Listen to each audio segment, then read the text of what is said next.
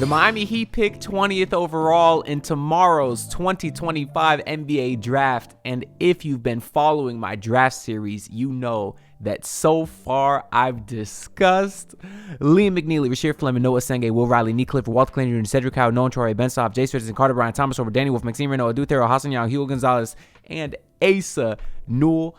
There's several other guys on my list that I wanted to talk about because, of course, I got plenty of comments from you guys requesting prospects. So I do greatly appreciate your support and interest in this series. But that's 18 players that I did do a deep dive on, and pretty much all of the guys that I think the Heat genuinely have a chance at selecting. So if they end up drafting someone that I didn't talk about, well, then I'm going to be really mad because how did I miss anybody? I talked about 18 guys, unless they do end up trading that 20th pick for someone else or maybe some future picks. And honestly, I wouldn't be mad at that. I do think that's a real possibility. Even the rumors were swirling today that they're dangling the number 20 pick in Andrew Wiggins in hopes of finding an upgrade somewhere. I don't know who that would be, but that's not what I want to discuss in today's video. In today's video, I want to narrow down all of those 18 prospects who could possibly fall to number 20, and I want to give you my top 5 guys who I want the Miami Heat to draft. We'll work our way all the way up to my favorite prospect. So starting with number 5, I have Danny Wolf. Might just be the next Nikola Jokic. I'm golden, told you I'm shining, had to break through, plan perfect timing, giving no hands, go get it, Radix the ruler, can't put them passes. Danny Wolf officially measured in at the combine just over 6'10". It's probably close to the 7 feet with shoes. All of these prospects with their draft combine measurements are without shoes. So you can add an inch or two to what they'll be listed at in the NBA. But Danny Wolf, obviously very tall, has a 7'2" wingspan, 251 pounds, only 21 years old. So I think that he has an NBA-ready body right now.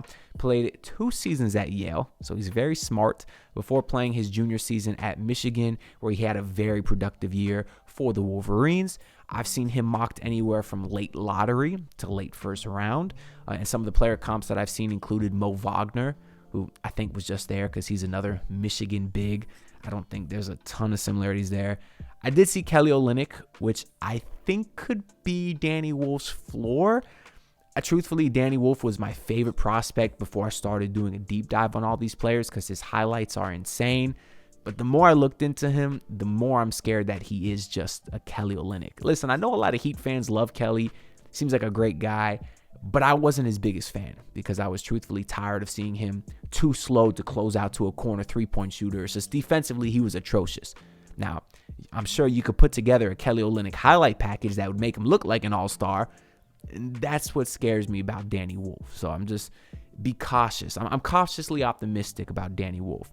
Another player comp that I saw was another Heat bum, Nemanja Bjelica. And then I think I also saw Hedo Turkoglu, who is probably the ceiling for Danny Wolf. And if you can get Hedo Turkoglu at number 20, that's an absolute home run. He was an awesome player. I know Danny Wolf himself likes to call himself Baby Jokic. A lot of similarities there. Big man that could pass, shoot the ball a little bit. But I'm not going to say that Danny Wolf's ceiling is Nikola Jokic, of course. Some of the strengths for Wolf, though, shot creation, passing, shooting potential. Likes to shoot a lot. He wasn't super efficient at Michigan, about 33% or so. But he's a 7-footer that has guard skills. That's what he is. And he's a unicorn. So obviously there's a ton of potential there. That being said, his weaknesses are his athleticism, meaning he's not a great perimeter defender.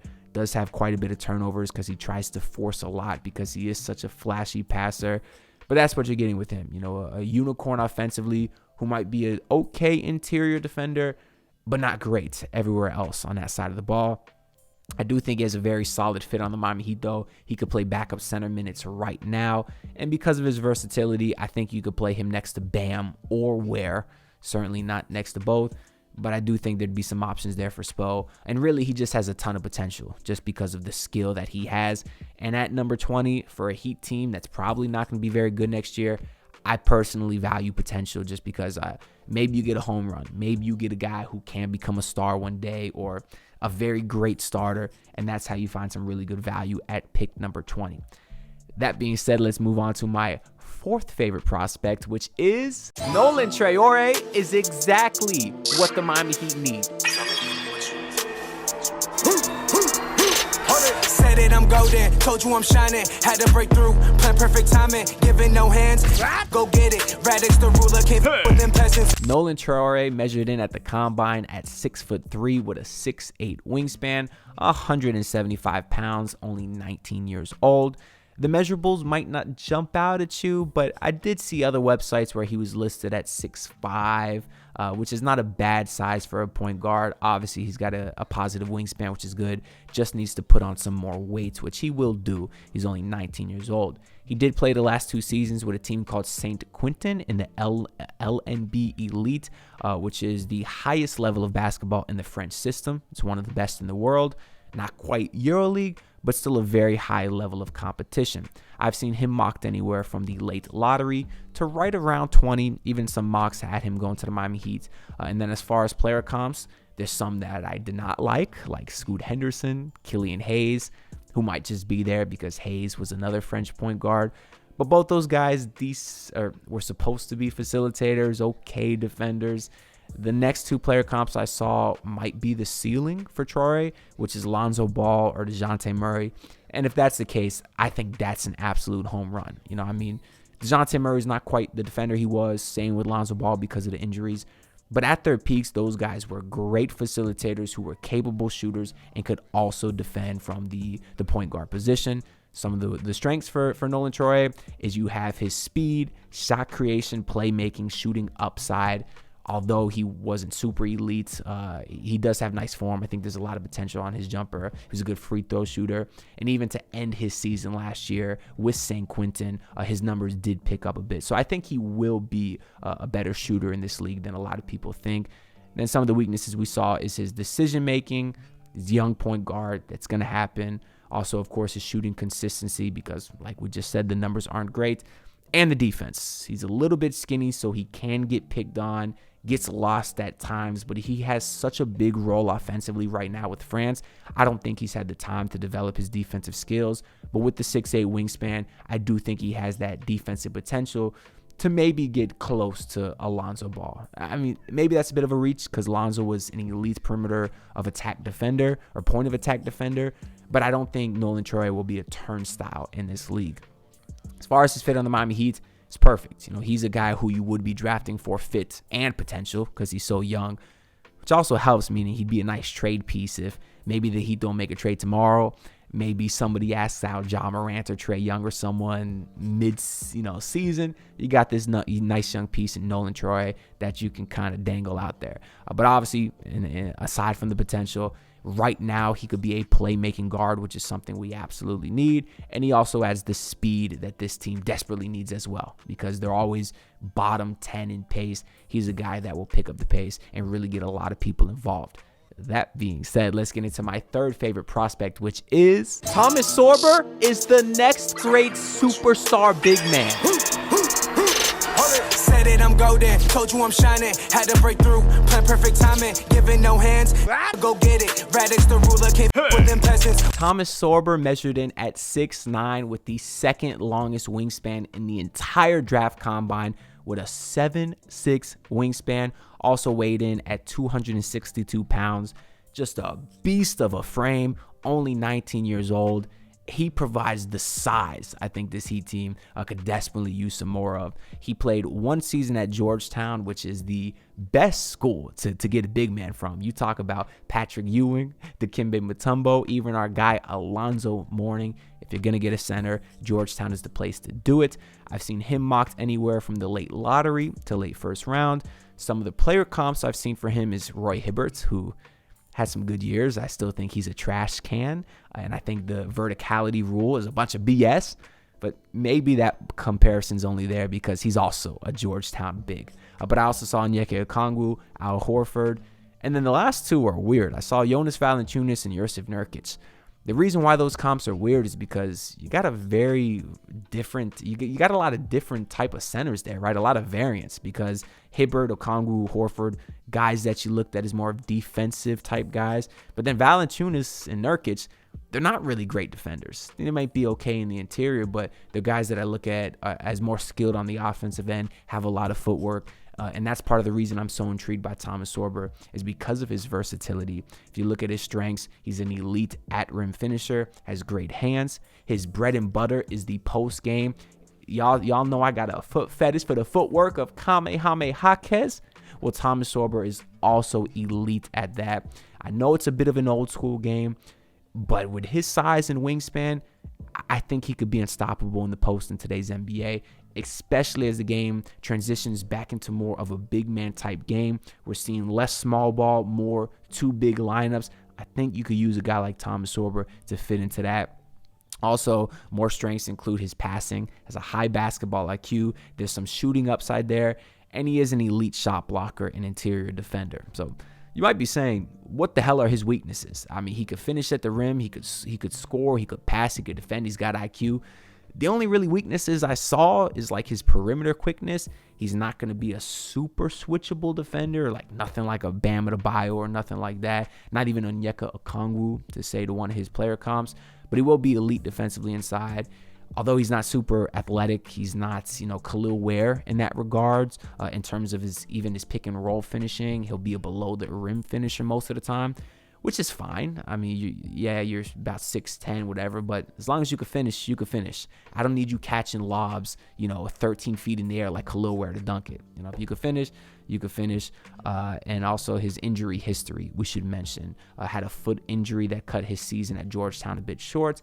He is healthy now. The Heat have watched him practice and stuff, so I do believe he's healthy now.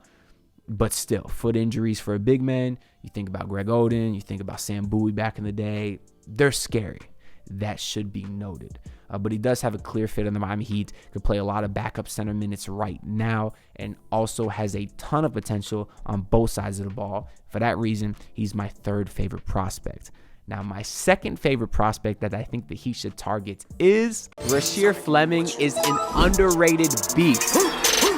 Said it, I'm golden. Told you I'm shining. Had to break through. Fleming measured in at 6'8" with a 7'5" wingspan, 232 pounds, only 20 years old, although he is turning 21 next month, but still relatively young and has a grown man's body. Obviously has the frame to be an elite defender with a 6'8" height, 7'5" wingspan. He would just be an absolute terror on that side of the ball. Played 3 seasons at St. Joseph's where he improved gradually every year. He's been mocked mid to late first round. And then some of the player comps I saw were some pretty athletic guys. Larry Nance, Obi Toppin, who had a very good run to the finals with the Pacers. I also saw Pascal Siakam, speaking of Pacers, and clearly, if Fleming's ceiling is Siakam, that's something you would take 10 times out of 10. And then a funny player comp I saw is if Taj Gibson could shoot threes. And I love that player comp because back in the day, I always said if there was like one role player I wish that he could get, it was Taj Gibson. He is a Heat culture guy. And if you're telling me Fleming could be Gibson with a shot, with a three-point shot, absolute home run. Some of the player comps we just talked about the player comps. The strengths that I've seen for him is his spot-up shooting, his athleticism, and his defense. Really, the only weakness is shot creation, which is fine. I think his role in this league will be as an elite, and I mean elite, like one of the best in the league, 3-and-D players. Whether that's as a forward, whether that's as a wing, he could do both. And that's the exact type of player that I think every championship team can use. I mean, imagine him in the Hayward Highsmith role. So I love Highsmith, right? And apparently the Heat do too, because they didn't want to trade him for Kevin Durant. I'm sorry. I need to put $1 in a jar every time I talk about KD. He's not on the Heat. He never will be. Anyways, Hayward Highsmith, 6'4", good defender, good shooter. Now imagine you replace him with an athletic freak with a 7'5" wingspan who could also shoot the ball as well as he can. Like, that's Rasheer Fleming.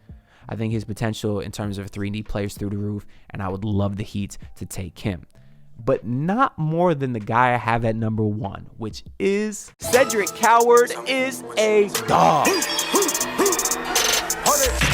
We interrupt this program to bring you Cedric, the Cowardly Dog Show. Said it, I'm golden. Told you I'm shining. Had to break through. Plan perfect timing. Giving no hands.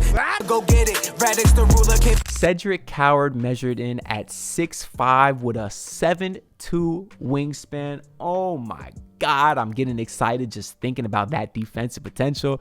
Also weighed in at 213 pounds. He played 2 seasons at Eastern Washington, bit of a smaller school, before transferring to Washington State for his junior year. I've seen Cedric mocked anywhere from mid to late first round. Some of the player comps include Dorian Finney-Smith, Jeremy Grant. I think those are 2 guys the Heat have been rumored around forever because they'd be a great fit. I also saw Josh Richardson, Heat legend, Josh Richardson. I'll put some respect on his name. But then the last player comp that I've seen for Cedric Coward, I can see being possible, and it's the one that is really the reason I have Cedric at number 1. It's Kawhi Leonard. In terms of what he can do as a two-way player, I could see his ceiling being Kawhi Leonard-esque. The strengths they have for him include his athleticism. His shooting was a 40% three-point shooter at high volume his junior season at Washington. There's no questions about his shooting, unlike Nolan Troy or Ben Seraph or Danny Wolf or some of these other guys. Cedric Coward is a guy you don't have to question his shot, and that's something I love about him too. Not only can he shoot, he can score the ball inside very well, is an excellent post player, has a high basketball IQ, can pass the ball, obviously play defense like we've been saying. So same thing as we were saying about Thomas Sorber. What is his weakness then? Well, the ones they have listed is like strength. Okay, he's 213 pounds. He's young. He'll put on some more muscle. But then also experience, because at his junior year at Washington, Cedric Coward only played 6 games due to a shoulder injury. And same as we talked about with Sorber and his foot injury, Cedric Coward is good now. He's recovered. I know the Heat have also watched him work out. I saw Pat Riley at his pro day in LA. So the Heat are interested in him for sure. And if those are your weaknesses, strength, okay, you're young and experience, well, you're going to get experience. I think there's a big enough sample size, not from his last year at Washington, only 6 games, or Washington State, only 6 games, but you have 2 seasons of prior film at Eastern Washington. Yes, it's a smaller school, but he really showed that he's a special player. And for that reason, he is my number 1 prospect that I hope the Miami Heat target. So those are my favorites, although I really like almost everybody that I talked about. If I was forced to pick some honorable mentions, I'd probably say Jace Richardson. I understand he's small, but I think he's a Heat culture type of player. The point guard from Michigan State can do a little bit of everything. I also like Ben Seraph or Sahaf in terms of fit. The Israeli point guard is an elite playmaker who has some questions about his scoring. I like Nick Clifford, who basically has no weaknesses, but he's 23. And then I like a couple of big men, Maxime Reynaud and Hassan Young, who are some pretty versatile big men that I think have a lot of potential. So those are my honorable mentions. If I had to pick 2 don't drafts, it'd be Will Riley out of Illinois. Just kind of a nothing player. He'll be an okay shooter in this league. And then I hate to say it, but y'all know I'm not the biggest fan of Walter Clayton Jr. I think he'll be a good player in this league. I think he'll be a good shooter. But I don't think it's good value at number 20, because I think Clayton's role in this league will be as a shooter, kind of a bench microwave type guy. And there's guys in the second round like Kobe Brea who are also elite snipers. So why take Walter Clayton at 20 if you could get a guy like Kobe Brea in the second round? I just don't think it's good value personally. But again, it's highly unlikely this entire video is irrelevant because the Heat might, end up trading the pick. But at the very least, we got to learn about some of these prospects and get some information on the next generation of basketball with this upcoming class. So I do appreciate everyone's support on this video and the YouTube channel. And as we've been going through this series, I'm very excited for tomorrow's draft. And of course, I'll have a live reaction video out immediately after the Heat's pick or trade. But make sure you subscribe so you don't miss it. Like the video, comment your thoughts down below, and I'll see y'all in the next video. Peace out, everyone. Look, pull up in your city tryna get that dead face. Do it on my own, I don't need no dead weight.